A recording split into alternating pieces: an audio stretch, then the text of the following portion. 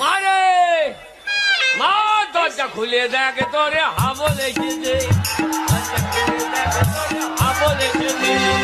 হ্যাঁ বাবু, তুই পড়া থেকে বাড়ি চলে এসেছিস? আয় বাবা ভেতরে আয়। কি হয়েছে বাবু বল, তোর খিদে পেয়েছে? মারে তখন থেকে শুধু মা মা মা মা, কি বলবি বল? মারে আবার তোর এই মা ছাড়া অন্য কিছু বলা থাকলে বল। আমি না আজকে পড়তে গেছিলাম, ওরে আমার সোনা বাবাটা রে। হ্যাঁ, তারপর কি হলো? তারপর পড়তে গিয়ে দেখি মাস্টার তার বউকে জড়িয়ে ধরে শুয়ে আছে। ওরকম বলতে নেই বাবা, পড়াশোনায় মন দিতে হয়। তারপর কি হলো?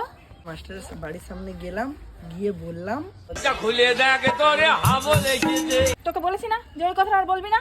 আরে দরজা খুলে দেখ তোরে হাবল এসেছে। হাবল এসেছে তোরে হাবল এসেছে।